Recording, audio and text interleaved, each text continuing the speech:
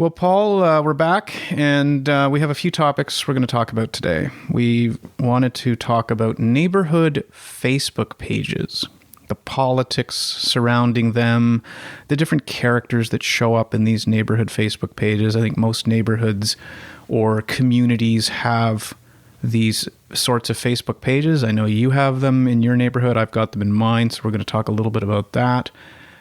We're going to also talk about abandoned shopping carts, and this comes from a story from a friend of mine that has had a recent experience involving abandoned shopping carts, and I'm talking about the physical shopping carts you see at malls or shopping centers that end up strewn in ditches and things like that. We're going to talk a little bit about the weird things that we see in people's homes or their cars. And what sort of impressions does that give us about those people? Quick update on our 30-day challenge, and then, of course, finishing up with what we're watching.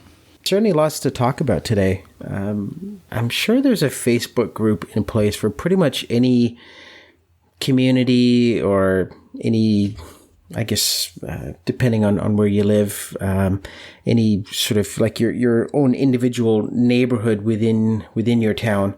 I'm sure there's a lot of these Facebook groups out there, more so than you realize. And the one in my neighborhood, I live in like a little, what we call the Whitby Shores area, which is its own little pocket of little pocket community, and the politics and the weird stuff that goes on in our group is very entertaining. Yeah, and I think it's important that we should note that this isn't just Facebook group pages. I think there's probably other similar things out there that exist. I mean, if you're not a Facebook person, this may actually supply you with all the ammo you need as to why you are not on Facebook. Because as you said, it can get, I call it entertaining, but I would also say that it gets quite frustrating, because the number of times my wife has heard me reacting to a Facebook post I read, she'll constantly say, like, why are you doing this to yourself? Why do you go on the page? Why do you do this to yourself? And I go back to the entertainment value. It's like a peek into society and the behaviors of society, but now the difference between the way this may have been 10 years ago or 20 years ago now is the whole hiding behind a computer screen, keyboard is this. It's like when you used to yell at somebody when you were in their car, if they cut you off. Well, most of the time nothing was ever going to happen. You had the protection of the car. It's very similar now. You have the protection of a computer screen. So I thought this would be good to talk about, because I think there are going to be others out there that can relate to this. Yeah, and the whole thing with the Facebook group is that social media in general, I'm sure there's been these types of groups out there for many, many years, probably only within maybe the last 10 years that Facebook has been chosen as the most convenient vehicle or forum to be able to post these chat rooms. But it's entertaining because these Facebook groups is almost like we've talked a lot about the whole social media influence on kids and teenagers.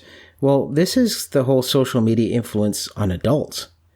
And it's interesting when you read through these Facebook posts, because there's a lot of benefits to them, but there's a lot of negative that comes out about them. And although there's no overt bullying of any kind, there's still stuff that is said in these Facebook groups that can be a little unsettling at times and can anger people.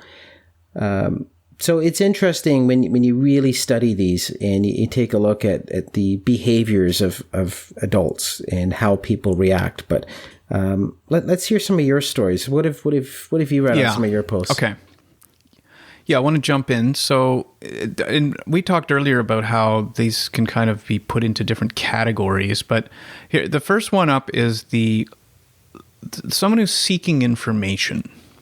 So my example here is Is anyone, this is a post that was in our neighborhood Facebook group, is anyone in the area having Rogers cable TV issues? Oh my God, that one comes up all the time. Yeah, cable TV is a big one. Phone service, internet connections. The thing about this type of post is that if it only would be responded to, just answer the question. Yeah. Which is what it does not. You might get a couple of those, like no issues here. But what this always inevitably goes into are, it will just go down the path of, no, not having issues. I'm surprised because normally I do. Rogers sucks. Yes, very true. Yeah, it can be. I wanted to read one of the responses that came from this guy. It says here, the first response, there were 9 answers to this, and I'm only going to read this one here. It says, don't know if you want to deal with the devil called Bell Canada. They are crooks. Yeah. And for those in Canada, or at least in this area, will know that Bell Canada would be a competitor for Rogers. And then it'll just go down just a dark path of people just complaining about it. Meanwhile, all this guy wanted to know was, is anyone in the area having Rogers cable TV issues? Yeah, these can get off the rails pretty fast. I'm just taking a look through my neighborhood page right here, and for the most part, it is fairly positive postings. It's very common for people to ask referrals, contractors, house painters. Hey, we know a guy. We do know a guy. Yeah. Speaking of which, Pace Painting. Yeah. There's people complaining about garbage in the neighborhood, which, okay, I can understand that. But sometimes, again, these conversations get a little bit out of hand and people take it a bit too far. You did put Pace Painting down into that group, I'm sure, right, Paul? Well, actually, I should make a posting. And you should. I should. I will do that. But yeah, as I said, just clicking through it, and there's a lot of good that comes out of it. And I don't want people to think that we're, crapping all over these sites by saying that they're evil. By no means. As I said, there's a lot of benefits here. A lot of people asking for advice. A lot of information is shared amongst the neighborhood. There's a lot of interest right now in real estate listings, just because the price of real estate has been going up so much. Sharing of community events. So it can be a lot of good. And overall, it's a great resource to have. It's an excellent resource for people to dial into this sharing of information amongst neighbors. And obviously that is the main intent of these sites. There is a neighbors page that we have that's available for everyone. There's also a dedicated moms group page as well. So people that have questions specific to their kids or schooling, that type of thing. But I guess where we're going with this is that there's obviously going to be a lot of busybodies. There's going to be a lot of opinionated people that just take things a little bit too far. And all right, I've got one here. I got to share. Okay, all so right, let's go with you. This guy, actually it's a lady, she posts, has anyone gotten an iPad fixed in the area? Ours stopped charging. So it's followed up with a number of different things. I go to Unbreak-A-Fix in Pickering by Walmart. Someone is following the post because I guess they have a similar issue. And then we get this guy who writes, with the power off, clean out the charging port with a pin. Often there is just a buildup of fluff and dust. Start with that. No, you know what? I didn't ask how to fix it. I asked where I could take it to get it fixed. It's the sort of unsolicited advice or being told what to do. I mean, even if it said, hey, here's an idea. But no, with the power off, clean out the charging port with a pin.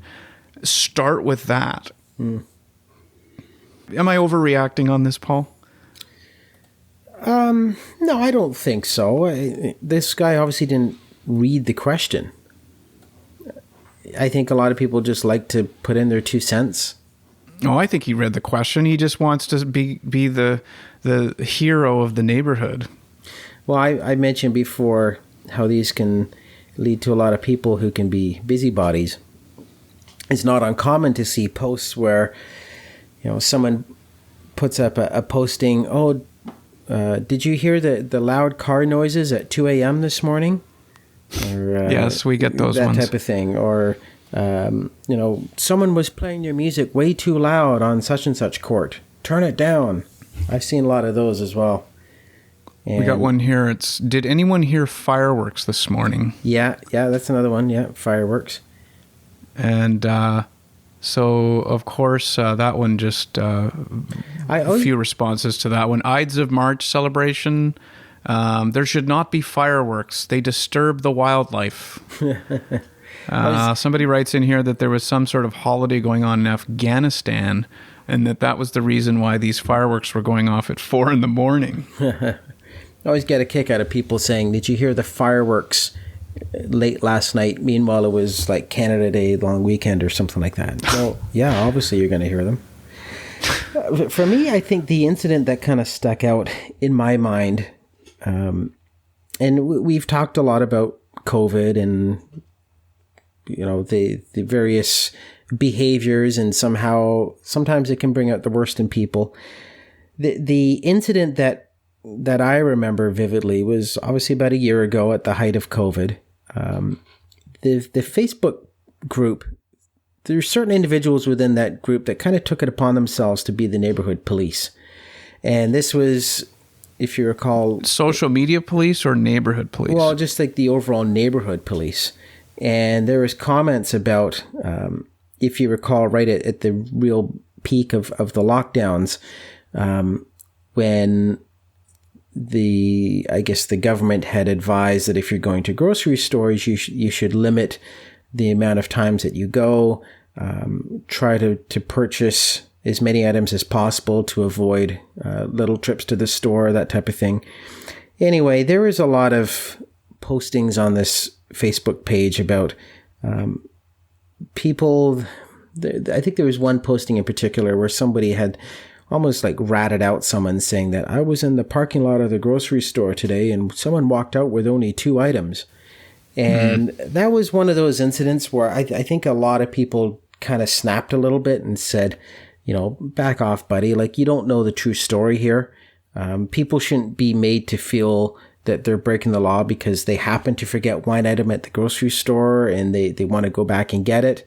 It sort of, that was a bit of a turning point where the whole neighborhood chatter that was going on with respect to the whole COVID discussion, that's when it sort of took a bit of a dark turn, where people finally realized that, wow, okay, we have people here that are literally policing each other, and this has gone way too far. So as I said, that was a weird incident that I think it create a lot of anger within the community, and I think people realized, or the message that a lot of people had posted was that we have to be more positive here, and that we're not here to police each other. This isn't what the neighborhood stands for. So yeah, that was a great example where yes, certain individuals can take it way too far. The opinionated people that have to put in their 2 cents and think that they're doing their part by ratting on their fellow community members, but it really has the opposite effect, where it creates a very negative and toxic environment. Well, you mentioned bylaws. So in the case of the fireworks being set off at 4 a.m., someone named Simon writes in, bylaw 608-5. While in a park, no person shall ignite, discharge, or set off fireworks, firecrackers, rockets, or other fireworks except at a firework display authorized by a permit. And then he decides to add in here, and I guarantee they didn't have a permit for 4:30 a.m. Right. Yeah. And he would have been that guy that would have got up out of bed at 4:30 and gone over and asked for their permit as well. Here's another one, someone looking for a recommendation. Now, this person happens to actually be the admin for the group. So I just called oil changers and asked how much a synthetic oil change was, and they said $84.99. But then he asked what kind of car, and when I said it was a VW, he said, that needs special European oil, so it's $99.99. I then lost my bananas and seriously gave it to him. As this hasn't been asked in a while in our group, I'm looking for new local recommendations. Thanks in advance. Okay, so just an outpouring of people responded to this. Most of it started out very negative about this oil changer place. And then a few comments came in. I had to write in because I use these guys. And I said, I went in there before and looked for an oil change, and they told me I didn't need one because I wasn't due for quite a while. They checked my car dashboard and said, you're not due for like 200 days. And I said, I appreciated that. And then another person wrote in and said, I had completely the opposite experience to the original poster. I really like these guys. And then the original person, the admin, shut the comments down. It was almost as though once the narrative changed, she decided to end continuing comments. In terms of what? Like, what do you think the administrator was trying to do here? Oh, I think she wanted to make her point about these guys being, overcharging evil people. Got a number of responses that supported her argument, and as soon as there were people writing in that they were good and they liked going there, that's when she shut down the comments. So as this person was the administrator, she shut it down because it was making her look bad. Yeah, I guess she didn't like the direction it was going. Now it was starting to look like these guys weren't crooks after all. Yeah. She didn't want people to think that she lost her bananas for nothing, right? I do want to share one more thing about this administrator. This one I think really says a lot. She had posted something about, it says 6 kids walking on Catalina Street, currently at Prince Philip, coming up from Value Mart carrying hot food, swearing up a storm, pushing each other, being very close together, and masks around their necks. Clearly not from the same household. So that a bit related to the one that you mentioned about the parking lot. So she provides an update to this comment. She says, update, when you laugh at an admin's comment that isn't funny, you're saying you don't care about what they've said, nor do you care about the hours of their day they dedicate to moderating the group. Therefore, you'll be laughed at while we remove you from the group. Wow, okay. So it sounds like that administrator is on a little bit of a power trip there. Takes her job way too seriously.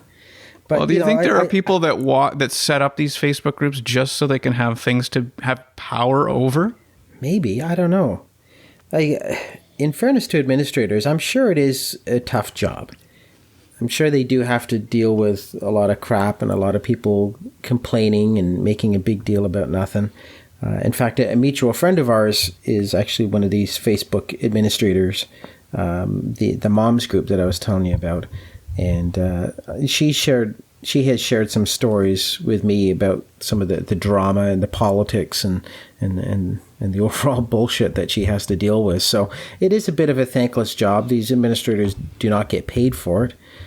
So I think if their heart is in the right place, then yeah, it's a tough job for an administrator to do. Certainly, I wouldn't want to sign up as a Facebook administrator because you have to deal with a lot of crap. But I think this is where people who do sign up, I think to a certain degree, they're looking for it.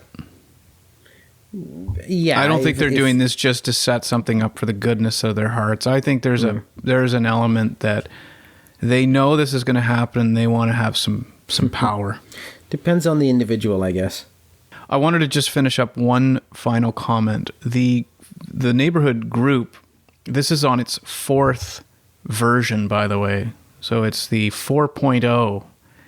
The previous 3 have all been shut down due to issues. So if that doesn't say something, I don't know what does. Yeah, what kind of issues?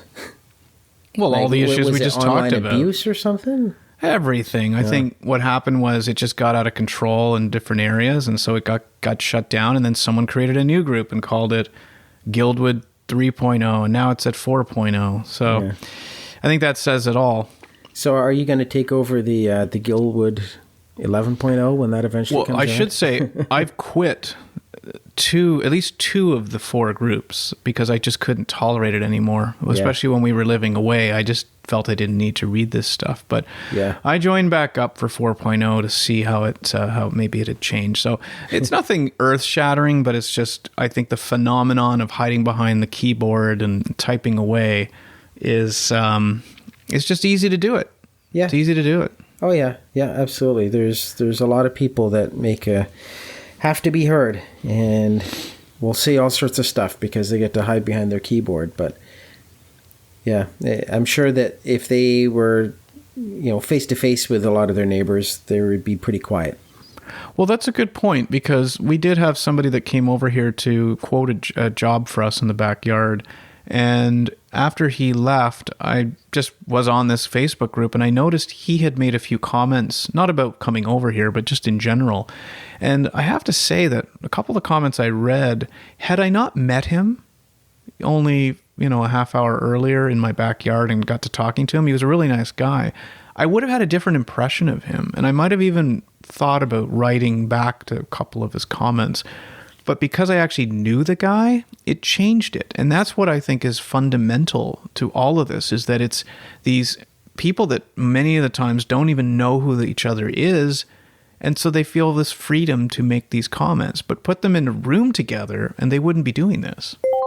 This episode is brought to you by Pace Painting. Pace Painting, serving all your painting needs, whether commercial or residential. Reach Pace Painting at paintwithpace@gmail.com or via their Facebook page, Pace Painting Inc. Or call Peter at 289-356-7744. Paint with Pace. All right, abandoned shopping carts. The reason I bring this up is because I was at the Metro shopping plaza. This is one of the retail chains here around where we live. Metro, big grocery chain in Canada. And the shopping cart, you pick up the shopping cart on the way in, you get your groceries, and then when you check out, you put the groceries in the cart and wheel it to your car and unload it.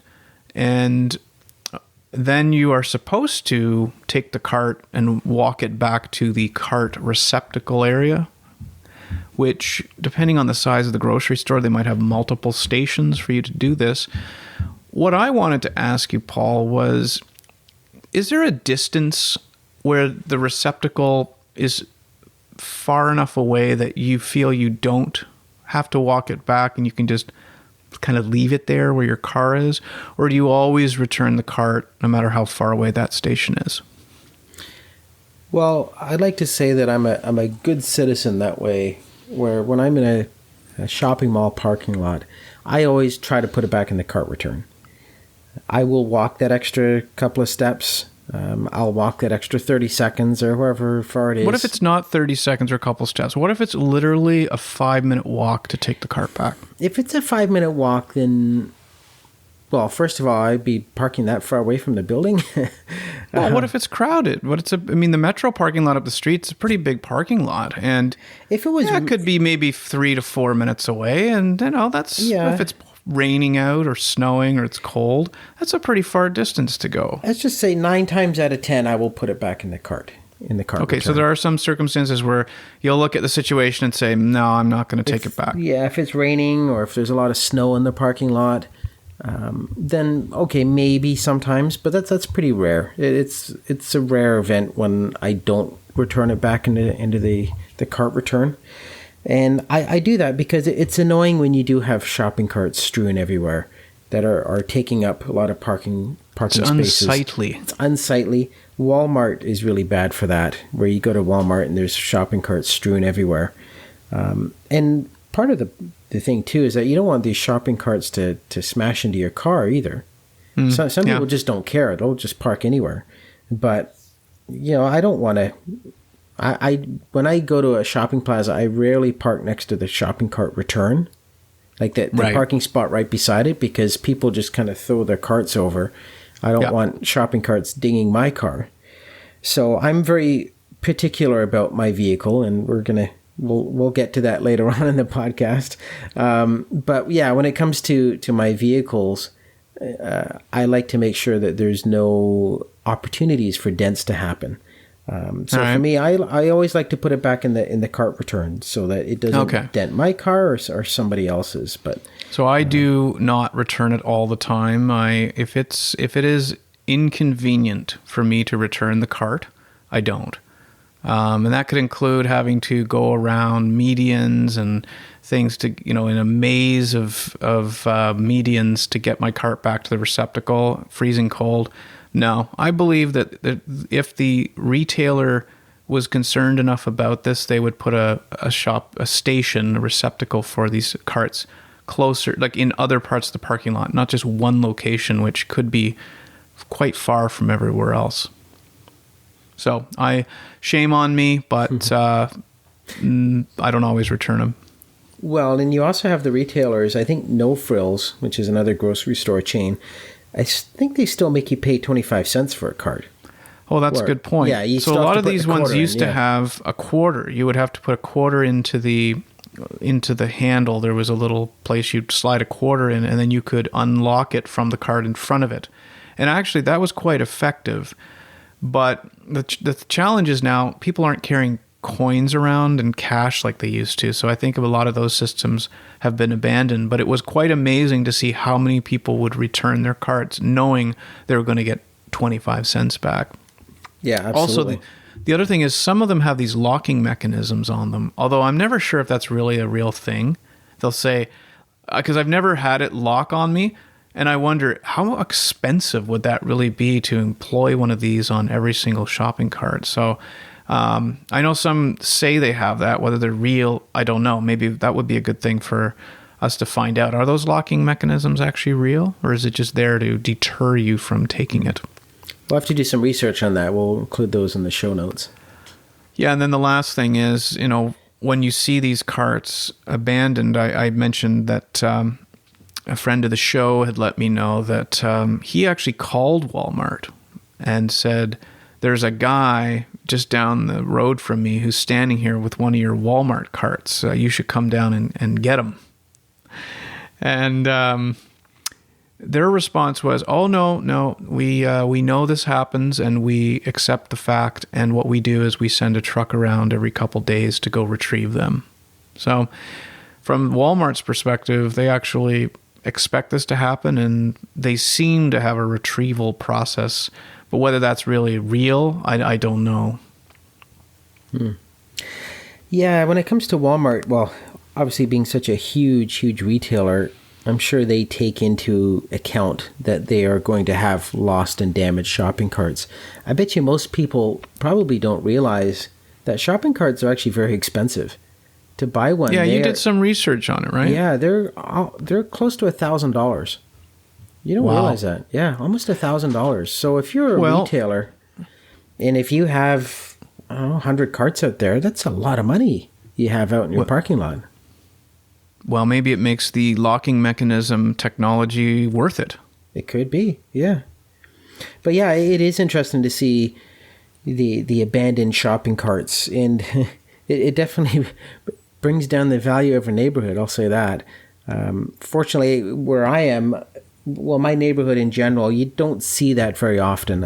Our neighborhood's, well, at least where I live, is pretty good about that. People keep the shopping carts in the plaza because I have a Metro grocery store where close to my house as well.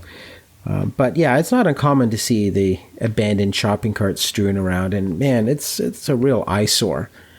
So if companies like Walmart do send the truck around, then it's good. I'm glad to hear it.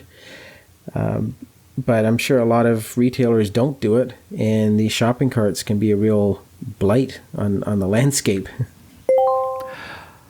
All right, weird stuff in people's homes and cars. You had a story you wanted to share about the impression you got. Was it a friend? Well, why don't you just tell me the story? Yeah, so just to kind of set up this topic here, you and I had discussed about first impressions of going in people's homes. Odd decorations, ugly, outdated furniture, bad wallpaper, bad paint jobs. Does it smell? When you go into someone's house, it's amazing probably within the first 30 seconds instantly you already have an opinion of that person just by walking in their front hallway, probably. Boy, you judgmental man, you.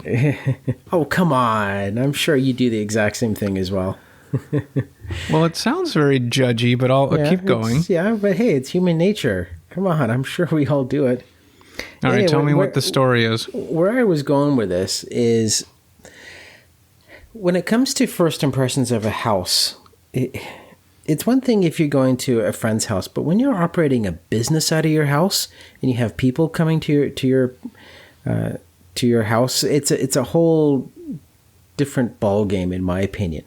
Okay. And my story on this is a couple years ago, my wife had booked Christmas photographs. Usually every year or every other year, we always like to get Christmas photos done, my wife, my son, and I. And there was a woman that was advertising photographs, and she does them out of her house. And what she had posted on her website or her Facebook page looked quite professional, looked very legitimate.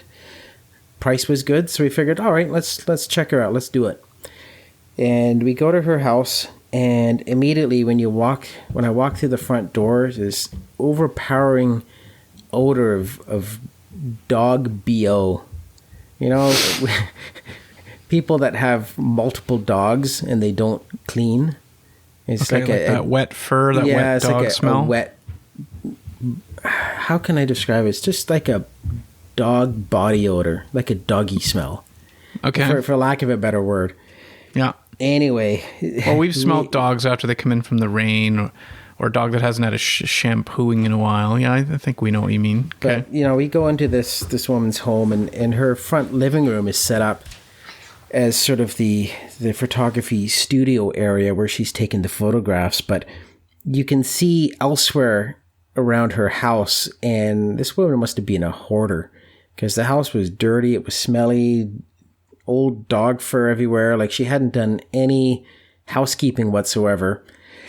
And okay, it's her home. If that's the way she wants to live, I'm not in a position to criticize her on that. But when you are operating a business out of your house and you're having people come to your house and partake in a photograph session that takes an hour, and you're having to smell this evil smelling home, I don't know. That's the okay. So story this that is jumped not out a on me. friend's house. This was a business that you went to. Someone running a business out of their home. Okay. Yeah. And you know, and because of that,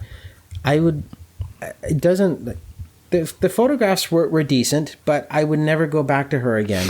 Just based on. Do you look at those photos and almost smell that house anytime you look at them? Almost, yeah. Because of the unprofessionalism, and maybe I'm overthinking this, but in my opinion, I would not go back to that woman.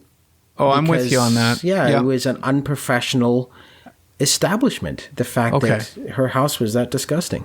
I fully support what you're saying. If it's a person's business and this is the place they expect people to come into their homes so that they can transact business with you, especially something like photographs where you want to feel comfortable with the person, you want to feel comfortable in general, and to sit there while, what were these, Christmas portraits? Yeah, Christmas portraits.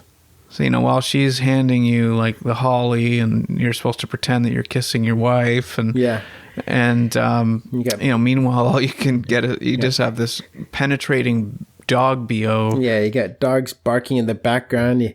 You got tumbleweed of fur rolling past you. Yeah, it was not pretty. Oh boy. Yeah. So my quick story on this one is that cars, what's the impression of people who have like a whole bunch of junk in their cars? So if you're getting a ride home, I had an experience where I was at a baseball game and someone offered to give me a ride home. And so we walked to his car from the stadium and we we got to it.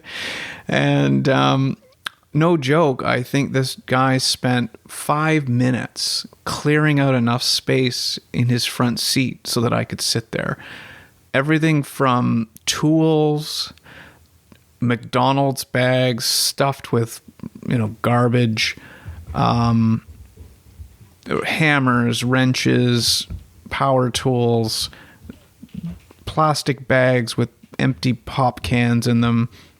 He was just firing them all into the back seat. Yeah, and I didn't even know the guy that well. And, maybe he was like, shit, next time, maybe I better keep my car clean in case I get into a situation like this. But yeah, that was a little bit embarrassing, and I haven't forgotten about it to this day.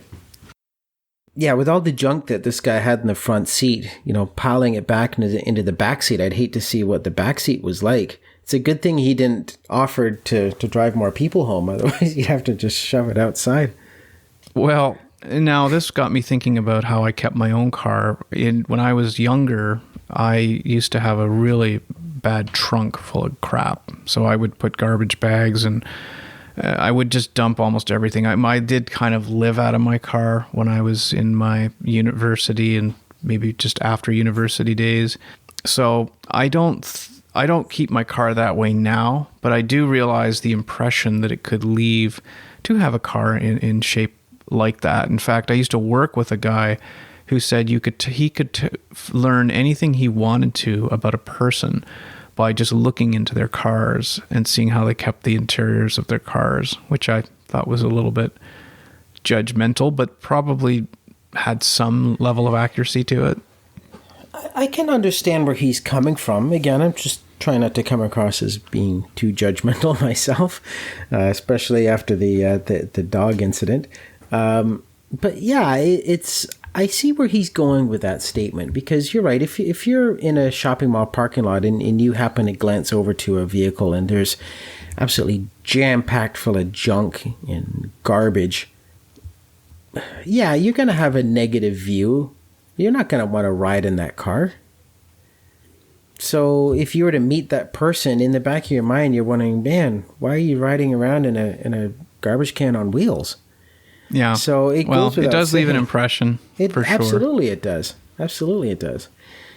For me, I'd like to think of myself as a neat freak. I'm not anal retentive about it, but I like to keep a nice clean car. As a matter of fact, yesterday, with it being such nice weather outside, I spent some time cleaning the car, vacuuming it out, cleaning up the floor mats and wiping down the seats and everything, just getting all of the winter crud out of the car. And man, it's such a nice feeling going into your car, having it like pristine condition. There's nothing beats that. It does feel good. Yes. For me, seeing the dirt and the grime left over from the wintertime, I kind of reached my yuck factor when I saw it. It's like the first nice day, I have to clean this car. If I do nothing else today, I enjoy that. I enjoy cleaning my car. And it's just a sense of satisfaction when you have a nice, pristine, nicely detailed car. Nothing beats that. So keep your cars clean, folks. We're watching. Okay, an update on our 30-day challenges. Last time we spoke, we had each put a couple of challenges, I think, down. I think you had 2 challenges. I know I had one specific challenge, my challenge being the no eating after 8, and I'm happy to say that I've broken it twice since we started the challenge. Once because my wife really wanted to have cheese and crackers, and I decided to forgo. I had a cheat day, basically. And then the second time, this was a little bit more inexcusable. I was playing video games. It's like 10 o'clock at night, and I just had a hankering for something. And so I went upstairs and grabbed 2 hot pepperoni sticks and wolfed them down guiltily. And the next day I had the stomach ache all morning. I was like, why did I do that to myself? Yeah, exactly. So I've broken it twice. I fully confess. But other than that, I have been really sticking to it. So out of the last 14 days, I've had two missteps. Yeah, and I think I'm sort of in the same boat as well, where, yeah, you and I both had the same challenge where we're trying to reduce our late night snacking after 8 o'clock. And for the most part, I think I've done a pretty good job of that. Yeah, I'll be honest, there's been a couple of cheat days. We're only human. But I think it's achieved the purpose of what I set out to do, was to reduce the amount of late night snacking, making myself aware of it.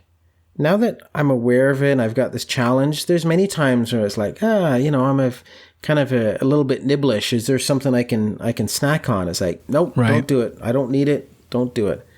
And so what was behind the couple of times that you broke? Like, why did you eat after 8 o'clock? What was it that led you to break it? Whereas on other occasions you were able to say no and resist.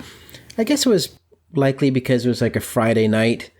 And I've been pretty good about working out as well. I try to keep as active as possible. I always get in at a minimum, I always get in my 10,000 steps a day. So I guess maybe I just view it in the sense that if you had a good active day, then having a late night snack is maybe a little bit more acceptable. But having those late night snacks 5 days a week type of thing, then that's when you're running into some pretty bad habits there. So a more conscious awareness of everything is what you've learned so far from this. Exactly. Yeah. I think just being just making yourself aware of the fact that, you have to be committed and you have to watch yourself to say, no, I don't need it. It's just calories I don't need. If I'm hungry. Oh, did you end up weighing yourself before the challenge? You were supposed to weigh yourself, did you? I have, yeah. And I think I'm down about 2 pounds. All right. So it's better than nothing, I guess. Well, 2 pounds, kind of negligible, but yeah. So let's see how it goes. It takes time, and with the nice weather coming, we become more active.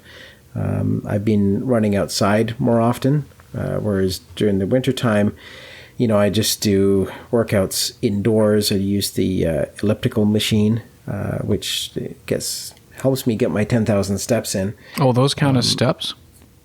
Oh, they do. Yeah, absolutely, they do. Absolutely, they do. Who says? Oh, it does on my watch. It does. It counts them. All right. Yes, it does count them. Yeah. All right. Absolutely. What about the sugar challenge? Sugar, maybe not so much. I haven't been as successful on that one. Are you still keeping sugar out of your coffee? That was one area you were. I do. Well, yeah. No, no, that one fell off. Yeah, there's still sugar in the coffee, but yeah, I just.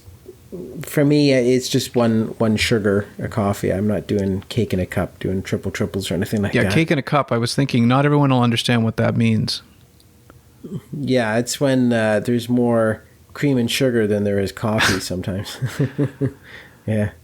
All right. Well, but yeah, what's your plan then? Well, the sugar challenge has not gone as well as I'd have thought, but it's still on track. I still want to make a conscious effort to try to reduce the amount of sugar. Well, we'll have to talk about this because I think we do, in my opinion, and I did admit I've broken it a couple times. I really want us to take a 30-day challenge that we can really say at the end of it, we did it. So maybe we use this opportunity to note our behaviors and find out where our challenges are in terms of staying with the challenge, and then next month we'll actually be ready to launch into a proper 30-day challenge. And now we finish up with what we're watching, and for me, what I'm watching is what I watched, Ratatouille, the Pixar production. It's a 2007 film about a rat who is a chef, or wants to be a chef. He reads a cookbook from, he gets a hold of a cookbook from this house, or the farmhouse where they live, the rat community lives. And I gotta say, I was really impressed with everything about this movie. The animation, the story, the music, the voice actors. Just a wonderful film. I highly recommend Ratatouille if you're looking for something a little bit light. Yeah, I've seen Ratatouille. It's been a couple years. My son, when he was a lot younger, he really enjoyed that movie. It was actually one of his favorite movies, so I've seen it probably a couple times. And yeah, it's a quality movie. It's a good story. It's really well done, good animation. Yeah, most of the Pixar movies are quite good, and that was no exception. Yeah. Is that on Netflix? Where might people find that? It's on the Disney Channel. On the Disney Channel. Okay, yeah, that makes sense. Is that what they call it? Disney Channel? Yeah, I guess so. Or is it Disney TV? Disney Plus. Disney Plus. But Disney I just call Plus. it the Disney Channel. Yeah, Disney Plus is where you can find Ratatouille. Yeah. So the show that I've been watching is a sitcom. It's called Superstore. And it's on Netflix. It's a half-hour TV show. And it's basically just, it's a half-hour comedy of... It's the concept is people working in a big box retail store. The name of the store is Cloud9, but obviously it's sort of a spoof on Walmart. But the concept of the story is just the characters, meaning the employees who work at the store and the experiences that they deal with, bad customers, interesting, funny events that happen within this store. It's one of those fluff TV shows. There's not a lot to it, but it's entertaining. If you just want to pop on a half-hour show that makes you feel good and you don't have to think too hard, then yeah, Superstore. It's a lot of fun, and I'm really enjoying it. I believe there's 6 seasons, and I'm only on season 2, so I still got a ways to go. Haven't heard of this show. Is it? No, did you say what network it was on? It was. It's on Netflix. Mm-hmm. I'm not sure the network behind it, but it is on Netflix Canada anyway. Yeah, I'd come across it because I saw it advertised on Netflix, so I clicked on it, wondering what it was, and it just kind of caught my interest. And anyone who has worked in retail, myself, I used to work for a retailer called Canadian Tire. For those who are not from Canada, Canadian Tire is sort of like a Walmart type of store. And, all Canadian, and a place you can buy sports equipment, and kind of a big box retailer before the big box retailers. Yeah, kind of. So yeah, it's anyone who has worked retail can probably relate to some of the stories within this within this TV show. So it's an NBC show that I guess Netflix grabbed, but it was produced by NBC. Yeah. Okay. All I know is that it's on Netflix, so it's easy to get. Okay, well, that's it for now. Until next time. Yeah, until next time, make sure you put your carts away properly. We'll be watching. And keep your car clean, too.